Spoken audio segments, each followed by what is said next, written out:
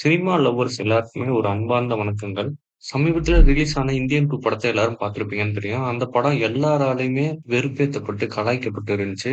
ஒரு cinema lovers எப்பயுமே ஒரு படத்த கலாய்க்கக் கூடாது. கிரிட்டிசைஸ் பண்ணலாம். இந்த வீடியோல நம்ம எத பத்தி பார்க்க போறோம்னா, இந்தியன் 2 படம் ஃப்ளாப் ஆனதுக்கான ரீசன்ஸ தான் நம்ம இந்த வீடியோல பார்த்து தெரிஞ்சுக்க போறோம்.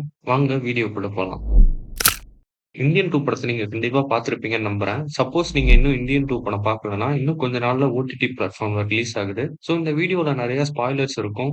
அவாய்ட் பண்ணிக்கோங்க. படத்த பார்த்துட்டு இந்த வீடியோவ கண்டிப்பா நீங்க வந்து ரீவாட்ச் பண்ணுங்க. ஃபர்ஸ்ட்டு இந்தியன் 2ல நான் பார்க்குற மிகப்பெரிய ஒரு டிசப்பாயின்ட்மென்ட்டா என்னன்னு சொல்லுவேன்னா, அது படத்தோட ஸ்க்ரீன் பிளே தான். அதாவது சங்கருக்கே உரித்தான ஒரு ஸ்க்ரீன் பிளே. என்னான்னா, ஃபர்ஸ்ட் ஹாஃப்ல ஒரு சீரியல் கில்லிங் மாரி நடந்துகிட்டே இருக்கும்.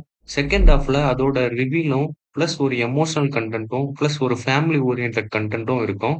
அது இந்த படத்துல சரியா வேலை செய்யலன்னு சொல்லணும். உங்களுக்கு இன்னமும் தெளிவா புரியிற மாரி சொல்லணும்னா, ஷங்கரோட படம் அந்நியன் எடுத்துக்கோங்க. அந்நியன் படத்துல கருட புராணத்தின்படி அவரு நெறைய கொலைகள் பண்ணிட்டு இருப்பாரு. அவரு ஏன் கொலை பண்றாரு? அதுக்கான ரீசன், அவரோட ஃபேமிலி எப்படி இருக்கும்? எல்லாத்தையும் செகண்ட் ஹாஃப்ல நம்மளுக்கு கன்வே பண்ணி, ஒரு எமோஷனல் வைஸாவும் செகண்ட் ஹாஃப் போயிருக்கும். ஸோ இதுக்கான ரீசன்ஸ செகண்ட் ஹாஃப்ல தெளிவா நம்மளுக்கு எக்ஸ்பிளைன் பண்றதுனால, அந்நியன் படம் நம்ம மனசுல உட்காரும். இந்தியன் 1 எடுத்துக்கோங்க. இந்தியன் 1ல இந்தியன் தாத்தா வந்து நெறைய கொலைகள் பண்ணிட்டு இருப்பாரு ஃபர்ஸ்ட் ஹாஃப்ல. செகண்ட் ஹாஃப்ல அதுக்கான விளக்கமும், பிளஸ் ஒரு எமோஷனல் ஸ்டோரியும் ஒரு டிராமாவா கிரியேட் ஆயி நம்மளுக்கு கன்வே ஆயிருக்கும். அந்த விஷயம் இந்தியன் 2ல நம்பளுக்கு ஒர்க் ஆகலன்னு தான் சொல்லணும். இந்தியன் 2லயும் அவரு அதே மாரி கொலைகள் பண்றாரு. ஆனா அதுக்கான ரீசனும், ஒரு டிராமாவும் செகண்ட் ஹாஃப்ல கிரியேட் ஆவல. அப்படியே அவரு கிரியேட் பண்ண ட்ரை பண்ணியிருந்தாலும், அது ஆடியன்ஸ்க்கு கன்வே ஆகலன்னு தான் சொல்லணும். இவங்க எல்லாரையும் கடிச்சு கொதற ஒரு ஹண்டிங் டாக் வரணும். அப்படி யாரா இருக்கா? இருந்தாரு.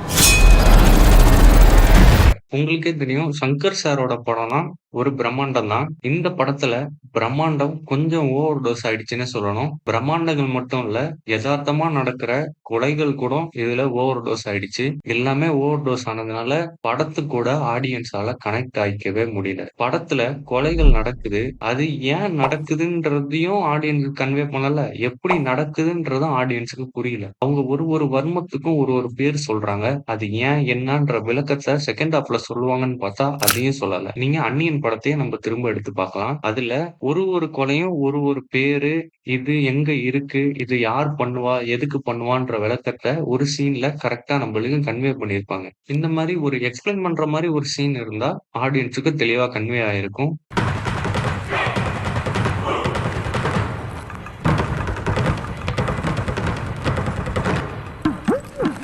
ஸோ 3வதா பார்த்தீங்கன்னா, எல்லா படத்துக்கும் ரொம்ப ரொம்ப மஸ்ட்டான விஷயம் கேரக்டர் ஆர்க். இந்த படத்துல கேரக்டர் ஆர்க்ன்றது எந்த மூலையில கிடக்குதுன்னு யாருக்குமே தெரியல. தேடி அடிச்சு தான் கண்டுபிடிக்கணும். ஏன்னா, இந்த படத்தோட லீடே ஃபர்ஸ்ட் எடுத்த உடனே அவரோட கேரக்டர் ஆர்க்க உடைச்சுட்டாரு.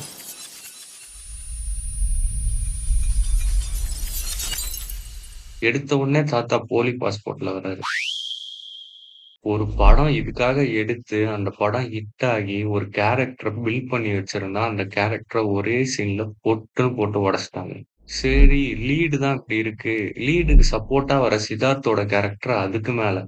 கம்பேக் இண்டியன் கூப்பிட்டாரு. அவரு வீட்ல ஒரு சின்ன பிரச்சனைன்ன உடனே, அவரே கோ பேக் இண்டியன்ட்டாரு. சரி, நான் செவனேந்தானா போய்க்கிருந்தேன். யாரு வம்பு தும்புக்காச்சும் போனனா?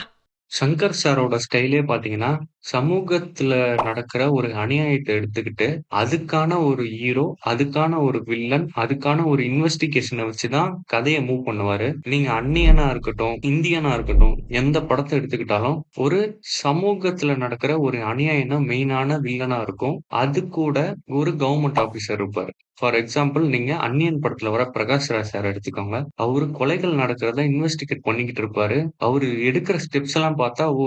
கண்டுபிடிச்சுருவாரு, அம்புய அரெஸ்ட் பண்ணிருவாருன்ற பயம் நம்பளுக்கே இருக்கும். அதே தான் இந்தியன் 1லயும் வர போலீஸ் ஆஃபிசர் இந்தியன் தாத்தாவ ரொம்ப டாக்டிஸா கண்டுபிடிப்பாரு. இதுல வர பாபி சிம்மாவோட கேரக்டர் அந்த அளவுக்கு ஒரு ஃப்ளட்ஜ்டா எழுதல.